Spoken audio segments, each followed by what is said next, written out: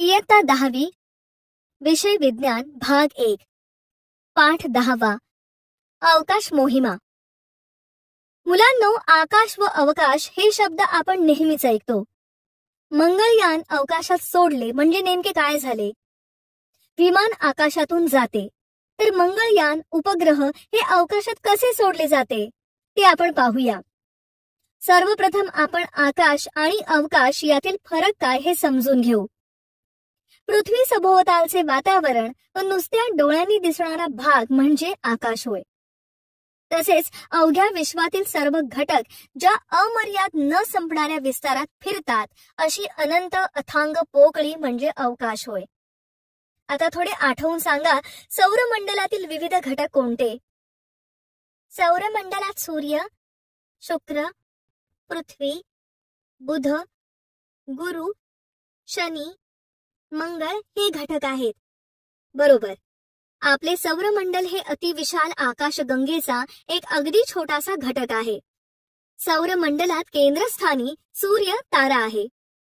सूर्याभोवती बुध, गुरु, शुक्र, पृथ्वी, मंगळ, शनी, युरेनस व नेपच्यून हे ग्रह फिरत आहेत। यातील बुध व शुक्र वगळता इतर ग्रहांना उपग्रह आहेत। त्याशिवाय सौरमंडलात उल्का, अश्नी, धूमकेतू, लघुग्रहही आहेत। सांगा पाहू, उपग्रह म्हणजे काय? एखाद्या ग्रहाच्या कक्षेत त्या ग्रहाभोवती फिरणाऱ्या दुसऱ्या ग्रहाला उपग्रह म्हणतात। छान। मुलांनो, सौरमंडलातील एखाद्या ग्रहाच्या भोवती म्हणजेच ग्रहाच्या कक्षेत फिरणारा खगोल म्हणजे उपग्रह होय। प्रत्येक ग्रहाला उपग्रह असतोच असे नाही। बुध व शुक्र यांना उपग्रह नाही। तसेच काही ग्रहांना एकापेक्षा अधिक उपग्रह आहेत। गुरु या ग्रहाला 69 उपग्रह आहेत। पृथ्वीला किती नैसर्गिक उपग्रह आहेत हे माहित आहे का तुम्हाला? पृथ्वीला केवळ चंद्र हा एकच नैसर्गिक उपग्रह आहे। अगदी बरोबर। अवकाश मोहीम। मुलांनो, ज्या गोष्टींबद्दल माहिती नसते त्या गोष्टींबद्दल माहिती जाणून घ्यायची उत्सुकता आपल्याला असते। प्राचीन काळापासून मानवाला सूर्य, चंद्र, लुकलुकते तारे आणि त्या पलीकडील अवकाश याबद्दल प्रचंड कुतूहल राहिले आहे। या अज्ञाताबद्दल जाणून घेणे, आपल्या ज्ञानाच्या कक्षा रुंदावणे या उद्देशाने मानवाने सुरुवातीला दुर्बिणीच्या सहाय्याने आकाशाचे निरीक्षण केले। त्यातूनही मानवाने प्रत्यक्षात खूप ज्ञान मिळवले। मात्र पृथ्वीवरून केल्या जाणाऱ्या निरीक्षणाला खूपच मर्यादा होत्या।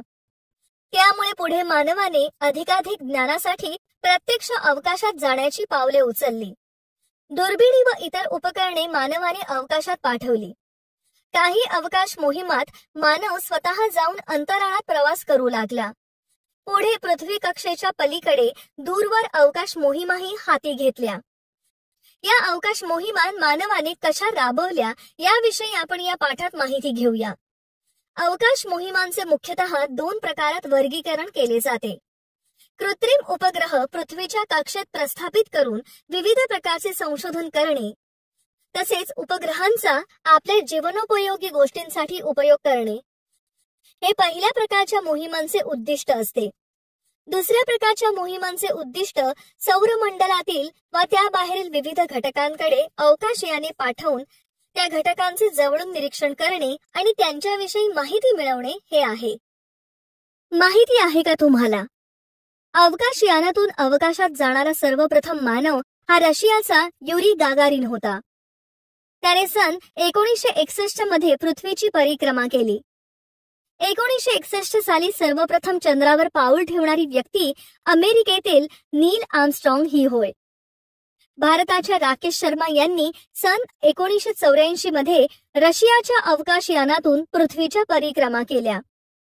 सुनीता विलियम्स व कल्पना चावला यांनीही अमेरिकेच्या नासा म्हणजेच national aeronautics and space administration या संस्थेच्या अवकाशयानातून अवकाश भ्रमण केले।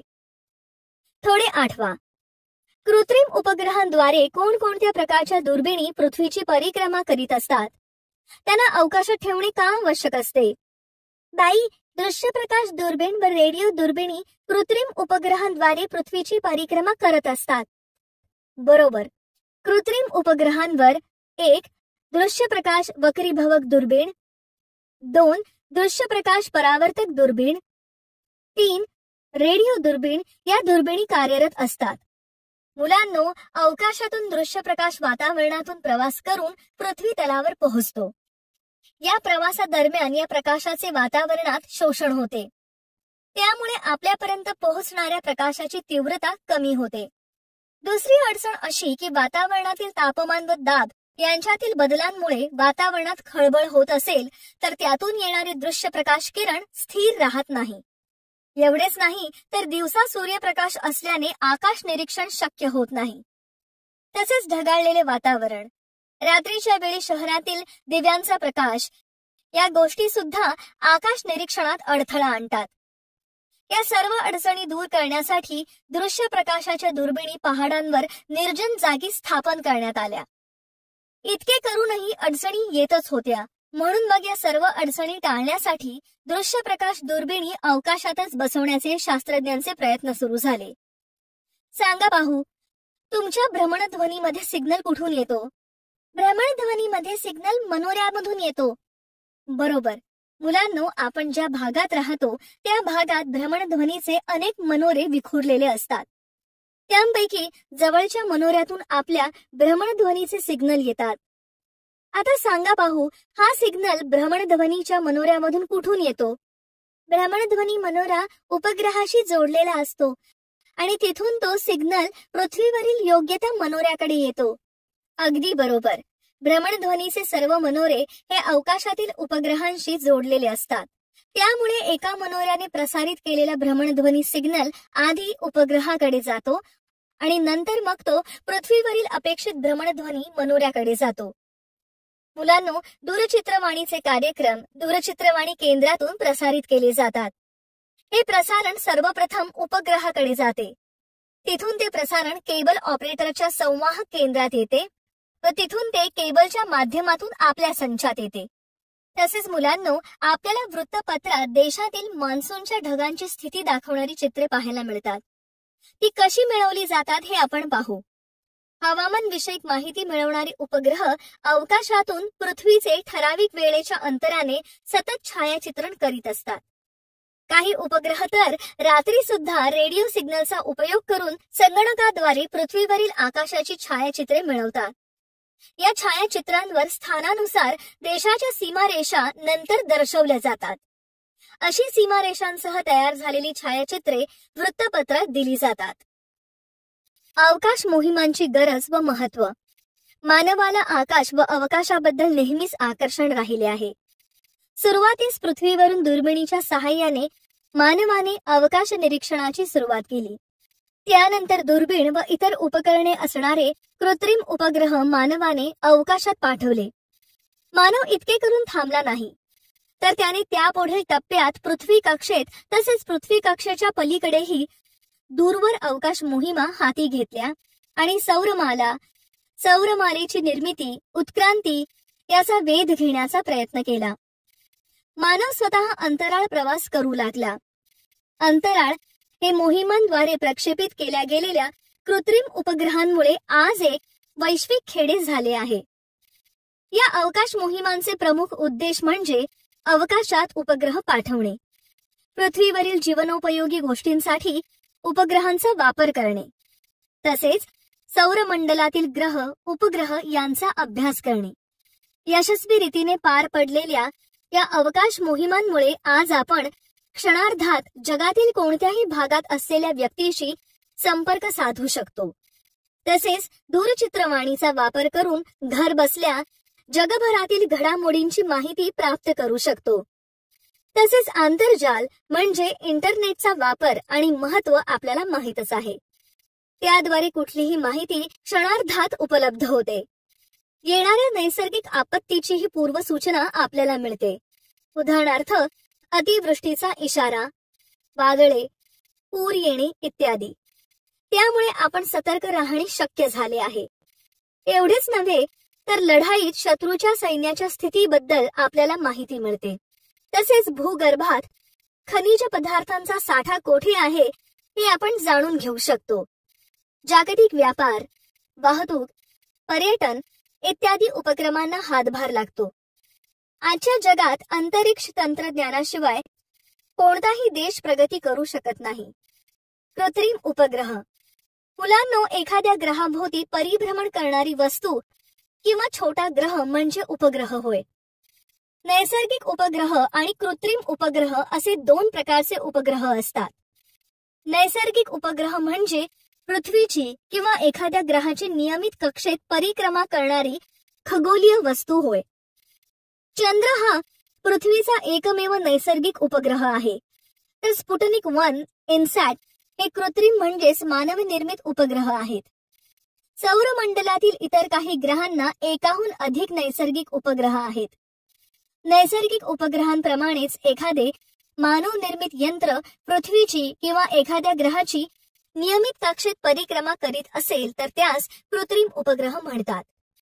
रशियाने 4 ऑक्टोबर 1957 रोजी स्पुटनिक 1 हा पहिला कृत्रिम उपग्रह पृथ्वीभोवती कक्षेत सोडला. नंतर अमेरिकेने व रशियाने अनेक उपग्रह व चीन आणि जपान यांनी उपग्रह पृथ्वीभोवती वर्तुळाकार कक्षात सोडलेले आहेत. आज असे हजारो उपग्रह पृथ्वीभोवती परिभ्रमण करीत आहेत. हे उपग्रह सौर ऊर्जा वापरतात. त्यामुळे त्यांच्या दोन्ही बाजूंना पंखांसारखे सौर पॅनल लागलेले असतात. या आकृतीमध्ये एक उपग्रह दाखवला आहे. पृथ्वीवरून येणारे संदेश ग्रहण करण्यासाठी व पृथ्वीकडे संदेश पाठवण्यासाठी उपकरणे त्यावर बसवलेली आहेत. प्रत्येक उपग्रहांवर त्यांच्या कार्यानुसार लागणारी इतर उपकरणे देखील आहेत. पृथ्वीवरून उपग्रहांकडे जाणारे आणि उपग्रहाकडून येणारे संदेश दाखवले आहेत. विविध प्रकारचे कार्य करण्यासाठी हे उपग्रह अवकाशात सोडण्यात येतात. त्यांच्या कार्यानुसार त्यांची वेगवेगळ्या गटात विभागणी केली जाते. उपग्रहांचे प्रकार. मुलांनो, या तक्त्यात उपग्रहांचे प्रकार, त्यांचे कार्य आणि भारताच्या उपग्रह मालिकांची व प्रक्षेपकांची नावे दिली आहेत. हा तक्ता नीट पहा. यांची आता आपण थोडक्यात माहिती घेऊ. हवामान उपग्रह. हवामान उपग्रह हा कृत्रिम उपग्रहाचा एक प्रकार आहे. या ग्रहाचे कार्य म्हणजे हवामानाचा अभ्यास करणे आणि हवामानाचा अंदाज वर्तवणे होय. उदाहरणार्थ, कोणत्या भागात अतिवृष्टी होईल किंवा चक्रीवादळाची निर्मिती होईल इत्यादी. भारताच्या उपग्रह मालिका म्हणजेच इन्सॅट म्हणजेच इंडियन नॅशनल सॅटेलाइट व जीसॅट म्हणजेच जिओसिंक्रोनस सॅटेलाइट हे उपग्रह हवामान विषयक सर्व बाबींचा सतत आढावा घेतात. तापमान, हवेचा दाब, आर्द्रता, ढगांची स्थिती अशा विविध गोष्टींची माहिती मिळवून हे कृत्रिम उपग्रह ती माहिती पृथ्वीकडे पाठवतात. या माहितीचा उपयोग करून हवामानाचा अंदाज व्यक्त केला जातो. हे उपग्रह अवकाशात सोडण्यासाठी GSLV या प्रक्षेपकाचा वापर केला गेला. दळणवळण उपग्रह. या उपग्रहाद्वारे आपण जगभरातील वेगवेगळ्या प्रदेशांमध्ये विशिष्ट लहरींद्वारा संपर्क प्रस्थापित करू शकतो. त्यासाठी इन्सॅट व जीसॅट या भारताच्या उपग्रह मालिकांचा उपयोग केला जातो. जगाच्या कोणत्याही भागाशी त्वरित संपर्क साधण्यासाठी आज दूरध्वनी, मोबाईल व संगणकीय दळणवळण ही साधने वापरली जातात. हे दळणवळण अवकाशातील अनेक कृत्रिम उपग्रह सुलभतेने घडवून आणतात. त्यामुळेच आपण जगात आता कोणाशीही संपर्क साधू शकतो व छायाचित्रे, ध्वनिफिती, ईमेल क्षणार्धात पाठवू शकतो. ध्वनिचित्र प्रक्षेपक उपग्रह. मुलांनो, आपण टीव्हीवर कार्यक्रम पाहतो. हे कार्यक्रम पाहणे आपल्याला ध्वनिचित्र प्रक्षेपक उपग्रहांमुळे शक्य झाले आहे. हे उपग्रह आकाशवाणी व दूरचित्रवाणी कार्यक्रम प्रत्यक्ष त्याच क्षणी प्रसारित करण्याचे कार्य करतात. त्यामुळे जगातील घडामोडी, कार्यक्रम, क्रीडा सामने प्रत्यक्ष त्या क्षणी घर बसल्या पाहता येतात. तसेच यामुळे माहितीचे, बातम्यांचे जलद रीतीने आदान प्रदान होते. यासाठीही इन्सॅट व जीसॅट उपग्रहांची मदत होते. दिशादर्शक उपग्रह. दिशादर्शक उपग्रहाद्वारे पृथ्वीवरील कुठल्याही ठिकाणाचे भौगोलिक स्थान म्हणजेच अक्षांश व अचूक रेखांश निश्चित करता येतात. त्यासाठी भारताच्या उपग्रह मालिकेची IRNSS म्हणजेच इंडियन रिजनल नॅव्हिगेशन सॅटेलाइट सिस्टमची मदत होते. हे कृत्रिम उपग्रह भूजलवायू वाहतुकीचे नियंत्रण व सुसंचालनासाठी अत्यंत उपयुक्त असतात. हे उपग्रह मोबाईलमधील नकाशे आणि रस्ता दाखवण्याचे कार्य करतात. या उपग्रहाचा प्रक्षेपक PSLV हा होता. सैनिकी उपग्रह. या उपग्रहाचा उपयोग विशेषतः सीमा रेषांवरील शत्रूच्या हालचालींचे सतत निरीक्षण करणे, क्षेपणास्त्रांचा मागोवा घेणे, आपल्या क्षेपणास्त्राला दिशा दाखवणे इत्यादी कार्य करण्यासाठी होतो. सैनिकी उपग्रहांद्वारे संरक्षण दृष्टिकोनातून भूप्रदेशावरील माहितीचे संकलन करणे शक्य होते. पृथ्वी निरीक्षक उपग्रह. पृथ्वीच्या पृष्ठभागावरील जंगले, वाळवंटे, सागर, ध्रुव प्रदेशावरील बर्फ यांचा अभ्यास करण्यासाठी पृथ्वी निरीक्षक उपग्रहाचा वापर होतो. तसेच नैसर्गिक संसाधनांचा शोध व व्यवस्थापन, महापूर, ज्वालामुखी उद्रेक अशा नैसर्गिक आपत्तींमध्ये निरीक्षण व मार्गदर्शन करणे शक्य होते. त्यासाठी भारताची उपग्रह मालिका IRS म्हणजेच इंडियन रिमोट सेन्सिंग सॅटेलाइटची मदत होते. यासाठी PSLV हा प्रक्षेपक उपग्रह अवकाशात सोडण्यासाठी वापरण्यात आला. गेल्या काही वर्षात जागतिक तापमान बरेच वाढले असून 1890 नंतर 2015 हे सर्वात उष्ण वर्ष मानले गेले आहे. कृत्रिम उपग्रहाच्या भ्रमण कक्षा. कुठल्याही घटक वस्तूचा एखाद्या बिंदूभोवती किंवा दुसऱ्या घटक वस्तूभोवती फिरण्याचा मार्ग म्हणजे कक्षा होय. सूर्य व चंद्र तसेच धूमकेतू इत्यादींच्या कक्षांचे ज्ञान आपल्याला आहेच. वैज्ञानिक प्रगती झाल्यानंतर पृथ्वीची सूर्याभोवती भ्रमण करण्याची कक्षा, चंद्राची पृथ्वीभोवती फिरत राहण्याची कक्षा यांचा अभ्यास माणसाने केला आहे. 20व्या शतकात कृत्रिम उपग्रह पृथ्वीच्या वातावरणात किंवा वातावरणाच्या बाहेर प्रक्षेपित करण्यात आले. म्हणून मग कृत्रिम उपग्रहाच्या भ्रमण कक्षांची आता आपण माहिती घेऊया. कृत्रिम उपग्रहांची भ्रमण कक्षा म्हणजे उपग्रहाचा पृथ्वीभोवती परिक्रमा करण्याचा मार्ग होय. सर्व उपग्रह एकसारख्या कक्षांमध्ये पृथ्वीभोवती भ्रमण करीत नाहीत. कृत्रिम उपग्रहाच्या भ्रमण कक्षेची भूपृष्ठापासूनची उंची किती असावी? भ्रमण कक्षा वर्तुळाकार असावी की लंबवर्तुळाकार असावी?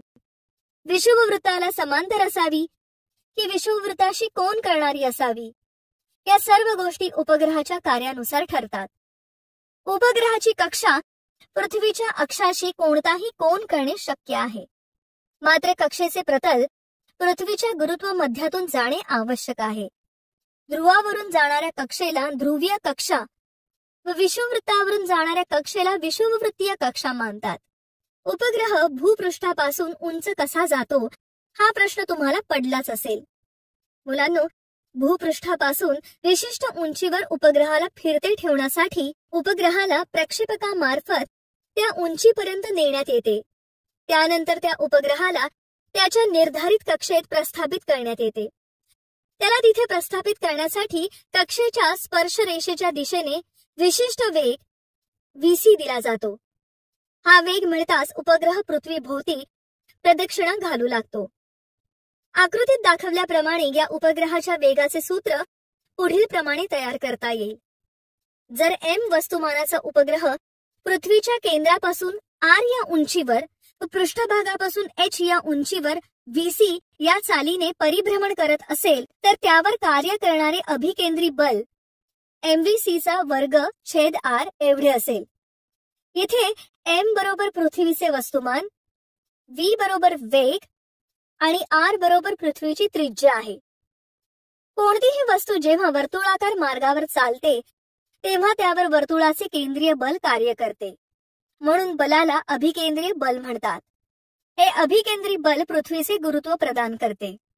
म्हणून अभिकेंद्री बल बरोबर पृथ्वी व उपग्रहातील गुरुत्वीय बल MVC वर्ग छेद r अधिक h बरोबर GMM छेद r अधिक h कंसाचा वर्ग, VC वर्ग बरोबर GM छेद r अधिक h, VC बरोबर वर्गमुळात GM छेद r अधिक h. समीकरण 1.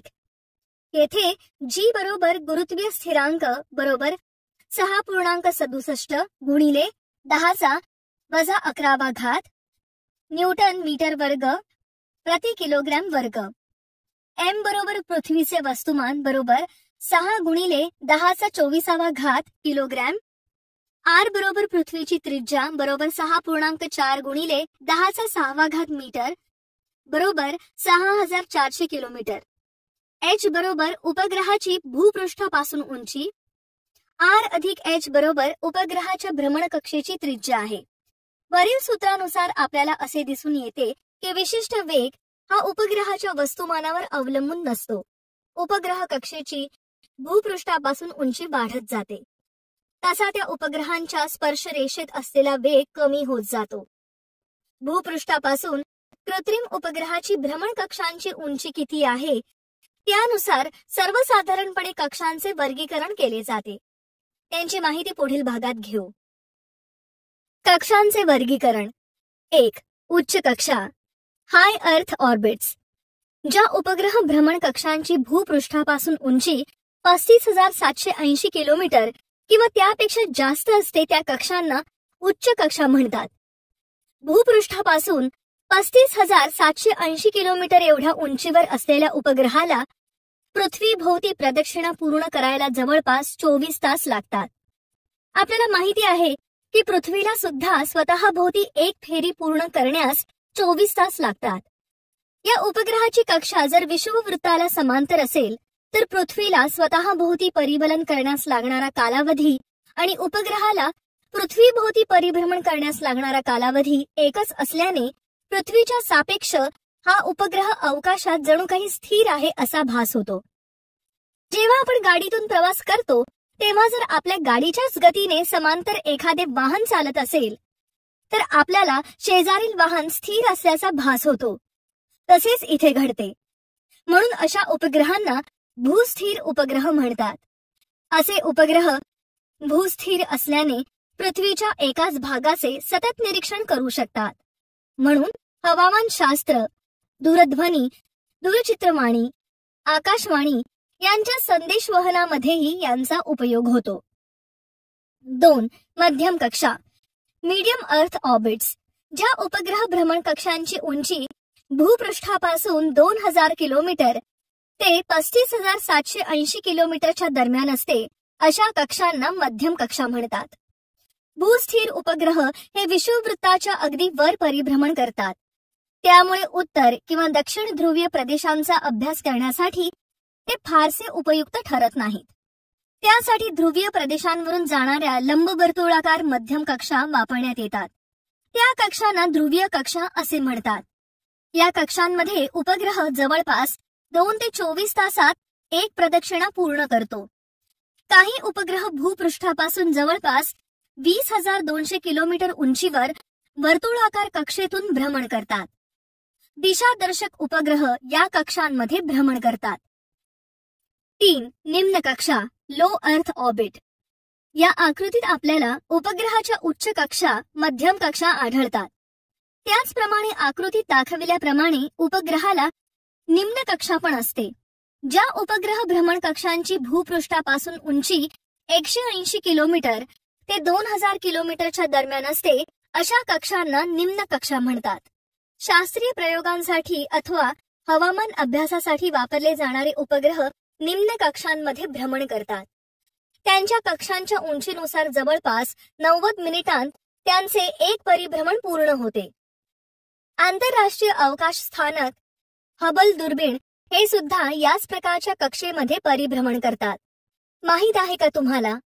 पुण्यातील COEP म्हणजेच कॉलेज ऑफ इंजिनिअरिंग पुणे या संस्थेतील विद्यार्थ्यांनी एक लहान उपग्रह तयार करून इस्रोच्या मार्फत तो 2016 साली अवकाशात पाठवला. या उपग्रहाचे नाव स्वयं असून वजन सुमारे 1 किलोच्या जवळपास आहे. तो पृथ्वीपासून 515 किलोमीटर उंचीवर परिभ्रमण करीत आहे. त्याचे मुख्य कार्य पृथ्वीवरील एका स्थानाहून दुसऱ्या स्थानापर्यंत एका विशिष्ट पद्धतीने संदेश पाठवणे हे आहे. सोडवलेली उदाहरणे. उदाहरण 1.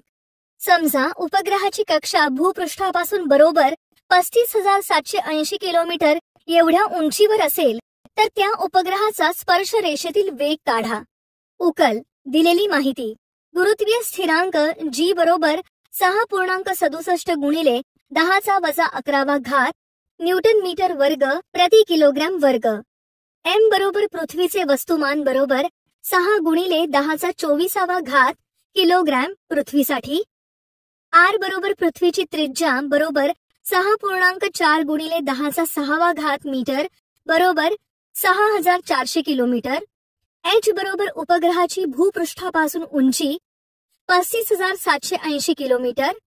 उपग्रहाचा वेग बरोबर व्ही बरोबर किती? आर अधिक एच बरोबर 6400 अधिक 35,780 बरोबर 42,180 किलोमीटर गुणिले 10⁻³ मीटर. व्ही बरोबर वर्गमुळात GM छेद R अधिक H बरोबर वर्गमुळात कंसात 6.67 गुणिले 10⁻11 कंस पूर्ण गुणिले कंसात 6 गुणिले 10⁻24 कंस पूर्ण छेद 42,180 गुणिले 10⁻³ मीटर बरोबर वर्गमुळात 40.02 गुणिले 10⁻³ छेद 42,180 गुणिले 10⁻³ बरोबर वर्गमुळात 40.02 छेद 42,180 गुणिले 10⁻³ बरोबर वर्गमुळात 0.0009487909 गुणिले 10⁻10 बरोबर वर्गमुळात 9487909 बरोबर व्ही बरोबर 3080.245 मीटर प्रति सेकंद. म्हणून व्ही बरोबर 3.08 किलोमीटर प्रति सेकंद. म्हणून उपग्रहाचा वेग 3.08 किलोमीटर प्रति सेकंद असेल. उदाहरण 2. समजा उपग्रहाची कक्षा भूपृष्ठापासून बरोबर 35,780 किलोमीटर एवढ्या उंचीवर असेल तर त्या उपग्रहाला पृथ्वीची एक परिक्रमा करण्यास किती अवधी लागेल? उकल दिलेली माहिती. उपग्रहाची पृथ्वीपासूनची उंची 35,780 किलोमीटर. उपग्रहाची चाल बरोबर व्ही बरोबर 3.08 किलोमीटर प्रति सेकंद. समजा हा उपग्रह टी कालावधीत पृथ्वीभोवती एक प्रदक्षिणा पूर्ण करतो. एक प्रदक्षिणा पूर्ण करताना उपग्रहाने कापलेले अंतर म्हणजे त्याच्या कक्षेचा परीघ. जर कक्षेची त्रिज्या R एवढी असेल तर उपग्रहाने कापलेले अंतर 2πr एवढे असेल. यावरून उपग्रहाच्या एका प्रदक्षिणेसाठी लागणारा कालावधी आपण काढूया. R बरोबर पृथ्वी केंद्रापासून उपग्रह कक्षेची त्रिज्या बरोबर R अधिक H. H बरोबर उपग्रह भ्रमण कक्षांची भूपृष्ठापासूनची उंची. V बरोबर अंतरछेद काल बरोबर परिच्छेद काल बरोबर 2πr छेद T. T बरोबर 2πr छेद V बरोबर 2π गुणिले R अधिक H छेद V, ज्या अर्थी R बरोबर R अधिक H बरोबर 2 गुणिले 3.14 गुणिले 6,400 अधिक 35,780 छेद 3.08 बरोबर 86,003.38 सेकंद बरोबर 23.89 तास बरोबर 23 तास 54 मिनिटं. इथे चाल किलोमीटर प्रति सेकंद या एककात घेतल्याने त्रिज्या किलोमीटर या एककात घेतली आहे. उपग्रह प्रक्षेपक. उपग्रह प्रक्षेपक हे एक वाहन आहे. उपग्रह प्रक्षेपकाचा उपयोग उपग्रह त्यांच्या निर्धारित कक्षात स्थापित करण्यासाठी होतो. उपग्रह प्रक्षेपकाचे कार्य न्यूटनच्या गतिविषयक तिसऱ्या नियमावर आधारित आहे.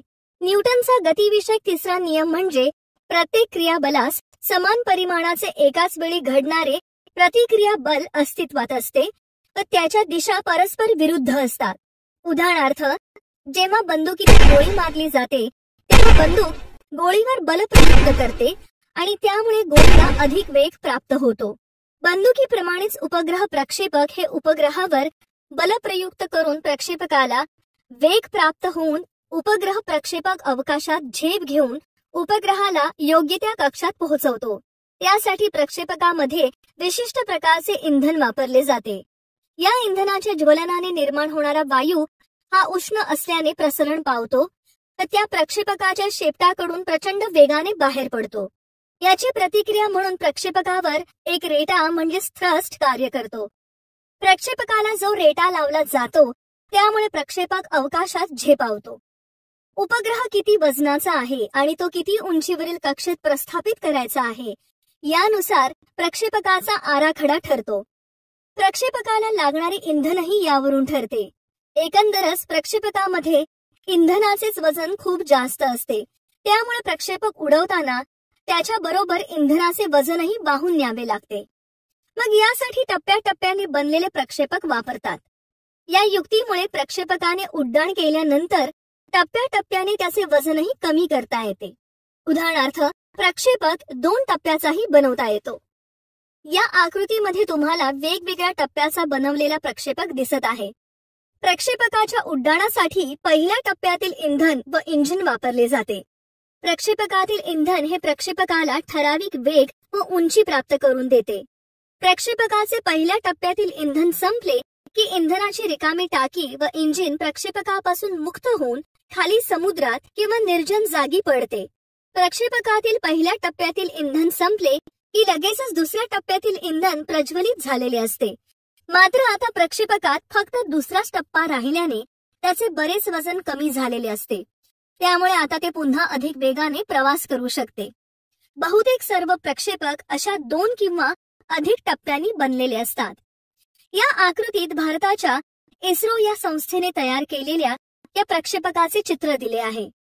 इस्रोने बनवलेल्या या प्रक्षेपकात 4 टप्पे आहेत. आकृतीत दाखवल्याप्रमाणे आपल्याला घन इंधनावर काम करणारे सुरुवातीचा रेटा पुरवणारे इंजिन दिसत आहे. नंतर त्यावर उपग्रह ठेवला आहे. प्रक्षेपक हे फार खर्चिक असतात कारण ते फक्त एकदाच वापरता येतात. त्यामुळे अमेरिकेने स्पेस शटल तयार केले आहे. आकृतीत दाखवलेल्या या स्पेस शटल मध्ये फक्त इंधनाची टाकी वाया जाते व बाकीचे सर्व भाग पृथ्वीवर परत येतात. ते पुन्हा वापरले जाऊ शकतात. या स्पेस शटल मधील इंधनाची टाकी व वर्धक अग्निबाण गळून पडतात आणि प्रक्षेपित झालेला उपग्रह एका कक्षेत स्थिर होतो व स्पेस शटल परत येते. हे नेहमी लक्षात ठेवा. दिवाळीच्या दिवसात उडवले जाणारे रॉकेट हे एक प्रकारचे प्रक्षेपकच आहे. या रॉकेटमधील इंधन त्याला जोडलेल्या वातीच्या सहाय्याने पेटवले की हे रॉकेट प्रक्षेपकाप्रमाणे वर झेपावते. एखादा फुगा फुगवून सोडून दिल्यानंतर त्यातील हवा जोराने बाहेर पडते व फुगा उलट दिशेने ढकलला जातो. ही क्रिया देखील न्यूटनच्या गतिविषयक 3ऱ्या नियमावर आधारित आहे. पृथ्वीपासून दूर गेलेल्या अवकाश मोहिमा. मानवाने आजपर्यंत हाती घेतलेल्या अनेक अवकाश मोहिमा आहेत. त्यापैकी आज आपण काही मोहिमांविषयी माहिती करून घेऊया. मानवाने आजपर्यंत अनेक कृत्रिम उपग्रह पृथ्वीच्या कक्षेत पाठवले आहेत. हे उपग्रह विविध प्रकारचे असून त्यामुळे दळणवळण, आपत्ती व्यवस्थापन, साधन संपत्ती व्यवस्थापन इत्यादींबाबत माहिती संकलित केली जाते. या अवकाश मोहिमांमुळे मानवाचे पृथ्वीवरील जीवन सुखकर झाले आहे. त्याचप्रमाणे काही अवकाश मोहिमा विश्वाविषयीचे आपले ज्ञान वाढविण्यासाठी राबविल्या जातात. यात अवकाशयाने सौरमंडलातील इतर घटकांचे निरीक्षण करण्यासाठी वापरली जातात. अशा मोहिमातून नवीन माहिती समोर आली असून सूर्यमालेच्या उत्पत्ती व उत्क्रांतीला समजून घेण्यात प्रगती झाली आहे. अशा मोहिमांसाठी अवकाशयाने पृथ्वीच्या गुरुत्वीय बलापासून मुक्त होऊन अंतराळ प्रवास करू शकली पाहिजेत. आपण गुरुत्वाकर्षण या पाठात पाहिलेच आहे की असे होण्यासाठी एखाद्या वस्तूचा सुरुवातीचा म्हणजेच पृथ्वीच्या पृष्ठभागावरील वेग हा पृथ्वीच्या मुक्ती वेगाहून अधिक असणे आवश्यक असते. एखाद्या ग्रहावरील मुक्ती वेग हा खालील सूत्राने काढता येतो. मुक्तीवेग बरोबर वर्गमुळात 2gm/r. येथे g बरोबर गुरुत्वीय स्थिरांक बरोबर 6.67 गुणिले 10⁻11 न्यूटन मीटर वर्ग प्रति किलोग्रॅम वर्ग. m बरोबर ग्रहाचे वस्तुमान बरोबर 6 गुणिले 10⁻24 किलोग्रॅम पृथ्वीसाठी. r बरोबर ग्रहाची त्रिज्या बरोबर 6.4 गुणिले 10⁻6 मीटर बरोबर 6400 किलोमीटर पृथ्वीसाठी. मुक्तीवेग बरोबर वर्गमुळात 2 गुणिले 6.67 गुणिले 10⁻11 गुणिले 6 गुणिले 10⁻24 छेद 6.4 गुणिले 10⁻6 बरोबर 11.18 गुणिले 10⁻³ मीटर प्रति सेकंद. मुक्तीवेग बरोबर 11.18 किलोमीटर प्रति सेकंद. म्हणजेच पृथ्वीच्या गुरुत्वाकर्षण बलापासून मुक्त करून एखादे यान अंतराळ प्रवासासाठी पाठवायचे असल्यास त्यासाठी प्रक्षेपकाची गती कमीत कमी 11.2 किलोमीटर प्रति सेकंद एवढी असणे आवश्यक आहे. माहित आहे का तुम्हाला, सूर्यमालिकेतील सर्वात जवळचा घटक हा चंद्र आहे. चंद्रापासून आपल्यापर्यंत प्रकाश पोहोचण्यास 1 सेकंद लागतो. म्हणजेच प्रकाशाच्या वेगाने यात्रा केल्यास आपण 1 सेकंदात चंद्रावर पोहोचू शकतो. परंतु आपल्या अवकाशयानांचा वेग प्रकाशाच्या वेगाहून कमी असल्याने त्यांना चंद्रावर पोहोचावयास जास्त वेळ लागतो. एखाद्या अंतराळयानाला चंद्रापर्यंत पोहोचण्यास लागलेला सगळ्यात कमी वेळ 8 तास 36 मिनिटे इतका आहे. चंद्र मोहिमा. ज्या खगोलीय वस्तूवर माणसाने पाऊल ठेवले आहे अशी चंद्र ही एकमेव खगोलीय वस्तू आहे. चंद्र आपल्या सर्वात जवळची खगोलीय वस्तू असल्यामुळे सूर्यमालेतील घटकांकडे पाठवलेल्या मोहिमांमध्ये चंद्र मोहिमा या सर्वात पहिल्या अंतराळ मोहिमा होत्या. सोव्हिएत युनियनने पाठवलेली लुना मालिकेतील अवकाशयाने चंद्रावर पोहोचली. तसेच अशा मोहिमा आजपर्यंत अमेरिका, युरोपियन देश, चीन, जपान व भारताद्वारे राबविल्या गेल्या आहेत. लुना 2 हे अंतराळयान सर्वप्रथम चंद्राच्या पृष्ठभागावर धडकले. तसेच लुना 3 या यानाने चंद्राच्या दुसऱ्या बाजूची सर्वप्रथम छायाचित्रे घेतली. ही तिन्ही याने सोव्हिएत संघाने 1959 साली सोडली. 1966 साली चंद्राच्या पृष्ठभागावर उतरणारे पहिले अंतराळयान हे लुना 9 होते. तसेच लुना 10 ने चंद्राला सर्वप्रथम प्रदक्षिणा घातल्या. तेव्हापासून ते 1976 पर्यंत पाठवलेल्या 15 यानांनी चंद्राचे रासायनिक विश्लेषण केले व त्याचे गुरुत्व, घनत्व व चंद्रापासून निघालेल्या प्रारणांचे मापन केले. अंतिम 4 यानांनी चंद्रावर उतरून तेथील दगडांचे नमुने पृथ्वीवरील प्रयोगशाळेमध्ये अभ्यासासाठी आणले. या मोहिमा मानवरहित होत्या. अमेरिकेने देखील 1962 ते 1972 मध्ये चंद्र मोहिमा राबवल्या. त्यांचे वैशिष्ट्य म्हणजे त्यांच्या काही यानांद्वारे मानवही चंद्रावर उतरला. ज्याद्वारे मनुष्याने चंद्रावर पाऊल ठेवले अशी अमेरिकेची अपोलो मोहीम ही जगातील आजवरची एकमेव मोहीम आहे. जुलै 1969 मध्ये नील आर्मस्ट्रॉंग हा चंद्रावर पाऊल ठेवणारा प्रथम मानव ठरला. सन 2008 मध्ये भारतीय अंतराळ संशोधन संस्था इस्रो या संस्थेने चंद्रयान 1 चे यशस्वी प्रक्षेपण केले व ते यान चंद्राच्या कक्षेत प्रस्थापित केले. वर्षभर या यानाने पृथ्वीवर माहिती पाठवली. चंद्रयान 1 चे वस्तुमान प्रक्षेपणाच्या वेळी 1130 किलोग्रॅम होते व ते चंद्राच्या कक्षेत पोहोचल्यावर 675 किलोग्रॅम झाले. या अंतराळ यानावर उच्च अचूकतेची दृश्य व अवरक्त प्रकाश तसेच क्ष किरणांसाठी दूरसंवेदन उपकरणे होती. या यानाचा कार्यकाळ 2 वर्षांचा होता. या काळात त्याच्याकडून चंद्राच्या पृष्ठभागाचे सर्वेक्षण करून त्याचा संपूर्ण रासायनिक नकाशा तयार करणे तसेच चंद्राच्या संरचनेचा त्रिमितीय नकाशा तयार करणे अपेक्षित होते. या मोहिमेचा सर्वात महत्त्वाचा शोध म्हणजे चंद्रावरील पाण्याचे अस्तित्व आहे. हे शोधून काढणारा भारत हा प्रथम देश ठरला. मंगळ मोहीम. चंद्रानंतर पृथ्वीला दुसरी जवळची खगोलीय वस्तू म्हणजे मंगळ. चंद्रानंतर मंगळाकडे अनेक देशांनी अवकाशयाने पाठवली. भारताने 2013 साली प्रक्षेपित केलेले मंगळयान 2014 साली यशस्वीरित्या मंगळाच्या कक्षेत प्रस्थापित झाले आणि त्याने मंगळाचा पृष्ठभाग व वायुमंडलाबद्दलची बरीच माहिती मिळवली. राकेश शर्मा. विश्वातील 138वे अंतरिक्ष यात्री राकेश शर्मा यांचा जन्म 13 जानेवारी 1949 रोजी पंजाबमध्ये पटियाला या ठिकाणी झाला. राकेश शर्मा हे अंतराळात जाणारे पहिले भारतीय होते.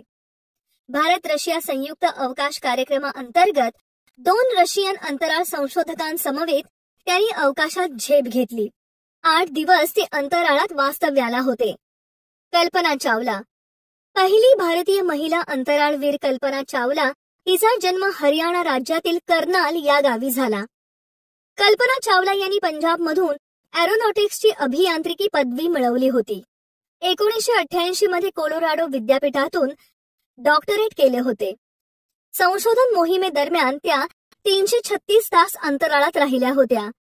मात्र 1 फेब्रुवारी 2003 ला अंतराळातून पृथ्वीवर परतताना कोलंबिया अवकाशयानाचा स्फोट झाल्याने त्यांचा मृत्यू झाला. सुनीता विल्यम्स. सुनीता विल्यम्सचा जन्म 19 सप्टेंबर 1965 साली झाला. ती भारतीय वंशाची अमेरिकन नौसेनेतील अधिकारी नासा अंतराळ यात्री आहे. 2006 मध्ये डिस्कव्हरी मधून प्रथम अंतराळात इंटरनॅशनल स्पेस स्टेशन येथे त्यांनी प्रवास केला. त्यांनी 29 तास शटल बाहेर काम केले आणि 192 दिवस अवकाशात राहण्याचा विक्रम केला आहे. इतर ग्रहांच्या मोहिमा. चंद्र व मंगळ या व्यतिरिक्त इतर ग्रहांचा अभ्यास करण्यासाठीही अनेक अवकाश मोहिमा राबवल्या गेल्या आहेत. मानवाने अवकाशात अवकाश स्थानके उभारली आहेत. शिवाय इतर यानांनीही ग्रहांच्या परिक्रमा केल्या आहेत. तर काही याने ग्रहांवर किंवा ग्रहाच्या उपग्रहांवर उतरवली आहेत. लघुग्रहांवरील व इतर ग्रहांवरील धूलिकण व दगडांचे नमुने पृथ्वीवर आणण्यात यश मिळाले आहे. याशिवाय लघुग्रह व धूमकेतू अभ्यासण्यासाठी अवकाश याने पाठवली गेली आहेत. या सगळ्या मोहिमांतून आपल्याला मौल्यवान माहिती मिळत आहे आणि आपल्या सूर्यमालेच्या उत्पत्ती व उत्क्रांतीविषयीच्या कल्पना स्पष्ट होत आहेत. भारत व अवकाश तंत्रज्ञान. अवकाश संशोधनात व अवकाश मोहिमा राबविण्यात अग्रेसर अशा जगातील काही मोजक्या देशात भारतही समाविष्ट आहे. भारतानेही प्रक्षेपकाच्या विज्ञान व तंत्रज्ञानात खूप अभिमानास्पद प्रगती केलेली आहे. अवकाश मोहिमा राबविण्यात भारत देश स्वयंपूर्ण झाला आहे. भारताच्या अंतराळ संशोधनाचा पाया डॉक्टर विक्रम साराभाई यांनी घातला. इस्रोने विविध प्रक्षेपक बनवले असून 2500 किलोग्रॅम वस्तुमानापर्यंत उपग्रह अवकाशात नेऊन सर्व प्रकारच्या कक्षांमध्ये स्थापित करण्याचे कौशल्य व क्षमता आता इस्रोमध्ये आहे.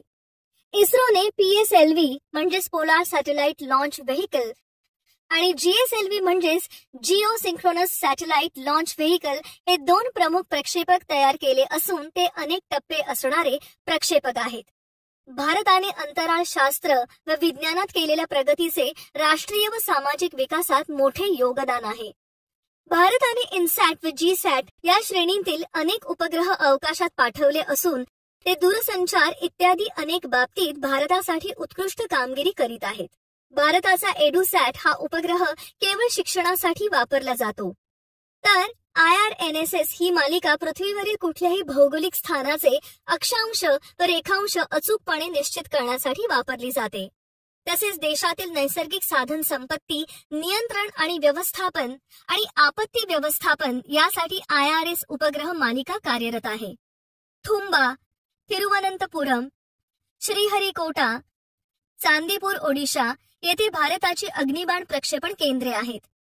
तर विक्रम साराभाई अवकाश केंद्र तिरुवनंतपुरम, सतीश धवन अंतराळ संशोधन केंद्र Sriharikota, space application centre Ahmedabad या तेथील अवकाश संशोधन संस्था आहेत.